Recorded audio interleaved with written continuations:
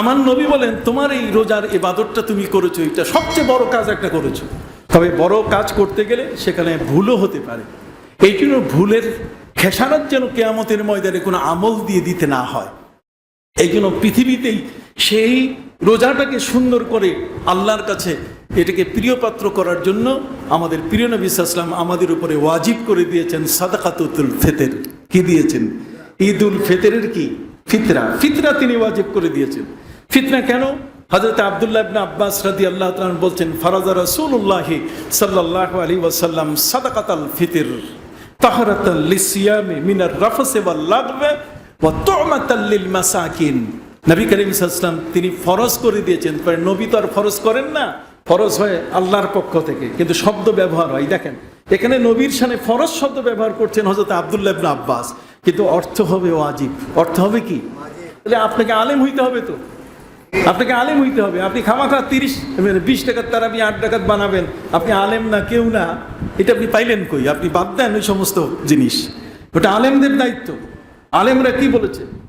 জামহুর ওলামায়ে কেরাম, পৃথিবীর বড় বড় আলেম ওলামা সাহাবায়ে কেরাম কি বলেছেন? 1 লক্ষ সাহাবী 20 টাকার তারাবি পড়ছে, আর মৌলবী সেদিন এসে বলছে যে 8 টাকার তারাবি। আপনি মৌলবীর কথা শুনবেন না সাহাবীর কথা শুনবেন? আমল করবেন মৌলবীর আমলটা না সাহাবীর আমল? সাহাবীর আমল।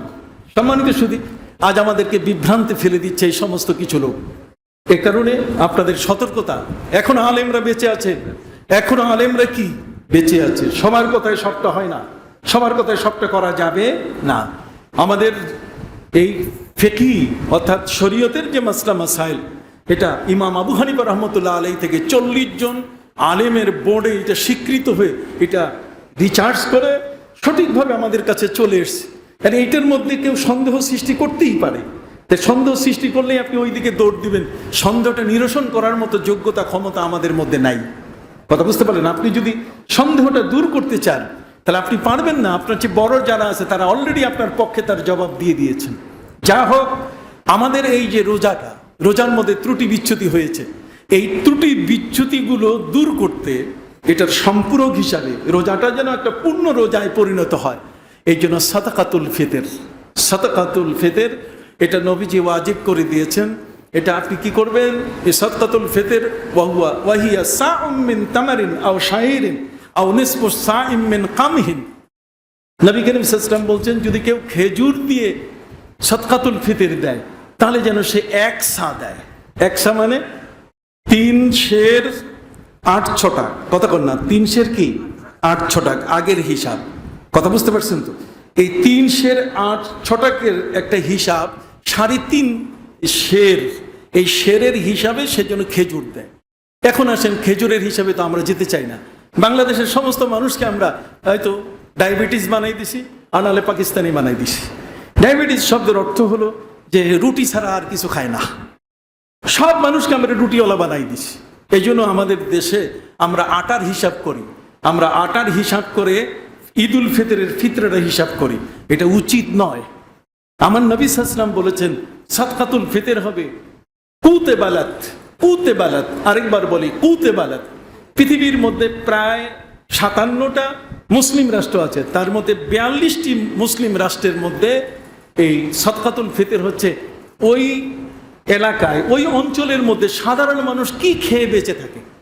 আমরা খাই কি? ভাত। বলেন আমরা ভাই খাই কি? ভাত। কাজে আমাদের সাদকাতুল ফিতর হবে চালের উপরে। কিসের উপরে? চালের উপরে। আমাদের ইয়ের উপরে নয়, আটার উপরে নয়। আটা আমাদের সাধারণ সবার খাবার নয়, আমরা সবার খাই না। নবীজি বলছেন কুতে বালাত। কুত মানে খাবার, রেজেক, আর বালাত মানে শহর। তার মানে ওই দেশে, ওই শহরে। বালাত মানে দেশকে বলে। কথা বুঝতে পারছেন? তো পুরা দেশের মধ্যে আমাদের স্বাভাবিক খাবার কোনটা? ভাত খাই না আমরা, কাজে ভাতের মধ্যে আসতে হবে।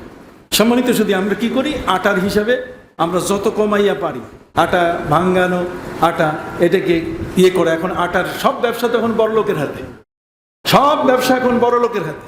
যারা বড় লোক, মধ্যবিত্তটা এখন রাস্তায় রাস্তায় ঘুরতেছে। কথা বলছে, আর নিম্নবিত্ত তো ওরা পয়সা পায় না। আর বড় বড় যারা আছে খালি ঠোঙ্গার বাহার। ঠোঙ্গা বোঝেন? উপরে যে মোরগটা আছে এইটার বাহার, এইটার বাহার দেখাইয়া বেশি বেশি টাকা তারা নিয়ে যাচ্ছে। আজ মধ্যবিত্তের কাছে ব্যবসা নাই। যা হোক, সম্মানিত সুধী, আমার প্রিয় নবী সাল্লাল্লাহু আলাইহি ওয়াসাল্লাম তিনি বলছেন খেজুর দিতে হবে 3.5 কেজি। তো 3.5 কেজি 1 কেজি খেজুরের দাম যদি 400 টাকা হয়, কথা বলেন না, তাহলে 3 কেজির দাম কত হচ্ছে? 1200 টাকা। আর অর্ধ কেজি 200 টাকা করে, আরো কত? 600 টাকা। তাহলে 12 আর 6 কত? 1800 টাকা। 1800 টাকা যদি আপনি দেন, আমার নবী প্রথমে কিন্তু খেজুরের শব্দ বলছেন, সাউম মিন তামারিন আও শাইরিন। শাইর হচ্ছে ভুট্টা। আমাদের দেশে ভুট্টা আবাদ হয় এখন, আমাদের গ্রামগঞ্জে এখন প্রচুর পরিমাণে ভুট্টা আবাদ হচ্ছে, এবং বিদেশে ভুট্টাটা এখন সেই যে সমস্ত হোটেল রেস্তোরাঁ আছে সবচেয়ে ভালো খাবার হিসেবে ভুট্টাটাকে তারা ব্যবহার করছে। আপনি ভুট্টার হিসেবে আসেন, পনিরের হিসাবে আসেন, অথবা আপনি এই পনির ছাড়াও আপনি মোনাক্কার হিসাবে চলে আসেন। আমরা এগুলো হিসাব করি না, সবসময় হিসাবের মধ্যে নিম্ন যেটা। হ্যাঁ, আমি মনে করি যে কিছু মানুষ এমন আছে যাদের উপরে রোজা ফরজ এবং তারা সাহেবে নেশাব। সাহেবে নেশাব মানে জাকাত দেওয়ার মতো ক্ষমতা নাই, কিন্তু জাকাত পরিমাণ কোনো অর্থ তাদের নেওয়ারও প্রয়োজন নাই। কথা বলেন না, জাকাত পরিমাণ জাকাত নেওয়ারও কোনো প্রয়োজন নাই। চলে ফিরে নিজের ঘর বাড়িতে সে ঠিক মতো খেয়ে চলছে, কারো কাছে হাত পাতে না, অথচ এই পরিমাণ টাকা নাই, তার উপরে জাকাত ফরজ হয়। এমন ব্যক্তি ফজরের আজান পর্যন্ত, অর্থাৎ এই চাঁদ দেখা যাবে যেদিন, তার ফজরের জামাত পর্যন্ত, ফজরের আজান পর্যন্ত যে শিশু জন্মগ্রহণ করবে, পুরা পরিবারের পক্ষ থেকে এটা দেহের জাকাত হিসাবে সাদকাতুল ফিতর আদায় করতে হবে। অতএব এই সাদকাতুল ফিতর ও সাম আও নিসফু সাইম মিন কামহিন, তার মানে 1 সের এই 12.5 ছটাক, 1 সের 12.5 ছটাক গম আটা, এটার দাম বর্তমান 75 টাকা। কত? 75 টাকা। আমরা 75 টাকার হিসাবে আছি। আমি ইসলামিক ফাউন্ডেশনকে বলেছি এটা পরিবর্তন করতে হবে। এখানে এই আটার হিসাব বাংলাদেশে চলবে না, কারণ 42টা দেশে, পৃথিবীর 42টা দেশে আমার কাছে হিসাব আছে।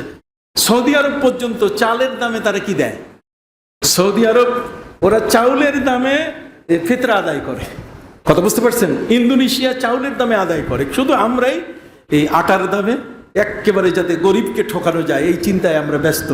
সম্মানিত শুধু আপনারা সবাই সাদকাতুল ফিতর আদায় করবেন, এবং সাদকাতুল ফিতর এটি আপনি সচ্ছল ব্যক্তি, সচ্ছল, আমি বলে দিয়েছি, আপনার 2টো শার্ট আছে, আপনার 2টো প্যান্ট আছে, আপনার স্ত্রীর শাড়ি কাপড়, আপনার সন্তানের শাড়ি কাপড়, তার টিউশন ফি, সবকিছু আপনি দিয়ে চলছেন, কারো কাছে আপনার হাত পাততে হয় না। তবে এমনও টাকা নাই যে টাকাটা আপনি ব্যবসায় খাটাতে পারছেন, তাহলে আপনি সচ্ছল ব্যক্তি।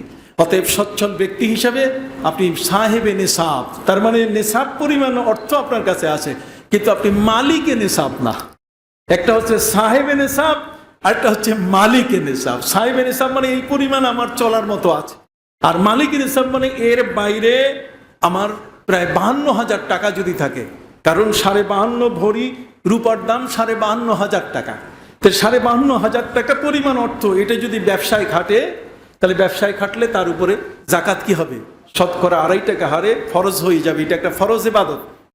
আর আপনি যদি বলেন যে হুজুর, মেয়েরা নিজেদের হাতে যে এই অলংকার ব্যবহার করে, গলার হার ব্যবহার করে, ওরা তো ব্যবসা করে না, কি বলেন? একটা প্রশ্ন আছে, আমাদের দেশে কিছু লামাযহাবী তারা প্রচার করছে যে মেয়েদের হাতের স্বর্ণ এবং তাদের ব্যবহৃত গলার হার, এটাকে যেটা ব্যবহৃত হচ্ছে এটার উপরে কোনো জাকাত নাই। এটা একটি মিথ্যা প্রচার। তার কারণ হচ্ছে এই পৃথিবীতে, সারা পৃথিবীতে রাইট নাও, বর্তমান সময়কালে যেটা হিসাব হয় সব স্বর্ণের উপরে, সব রূপার উপরে। আমাদের যে মুদ্রা, কারেন্সি, পৃথিবীর যত মুদ্রা এবং কারেন্সি এই স্বর্ণের উপরে, স্বর্ণ এবং রূপের উপরে। অতএব আমাদের রিজার্ভ, আমাদের বাংলাদেশে যে রিজার্ভ আছে, সেখানে কিন্তু হিসাব হয় কিসের উপরে? স্বর্ণ। কাজে একজন নারীর হাতে যদি স্বর্ণ থাকে অথবা গলায় যদি হার থাকে, তাহলে সেটাও ব্যবসায়ী পণ্যের মধ্যে এটাকে গণ্য করে নিতে হবে। এটা ব্যবসায়ী পণ্য, এটা মুদ্রা, এটা মুদ্রা, যদিও তার রূপটা ভিন্ন। যেমন মুদ্রার রূপ কাগজে চলে আসছে, আর এখন সেটা চলে আসছে আপনাদের কাছে, যেমন এই যে মোবাইলে আমরা SMS করার সাথে সাথে অনলাইনে যেটা চলে যাচ্ছে, আমরা ওটাকে টাকা মনে করে দিয়ে দিচ্ছি। তাহলে এই যে পরিবর্তনগুলো আসতেছে, এই পরিবর্তনের কারণে স্বর্ণের যে মূল হিসাবটা, এটা কিন্তু বাদ যায়নি। অতএব কোনো নারী, কোনো মহিলা, কোনো মা বোন তাদের হাতের বা গলার যে তাদের হার এবং ব্যবহৃত যে স্বর্ণগুলো আছে, এগুলো মুদ্রা। মানে কিসের মান? মুদ্রা। তাহলে মুদ্রা যদি থাকে, তাহলে মুদ্রাটা সে ব্যবহার করতেছে, এটা হিসাবি মুদ্রার ভিতরে, ব্যবসায়িক মুদ্রার ভিতরে গণ্য হয়ে এটার উপরে জাকাত আসবে।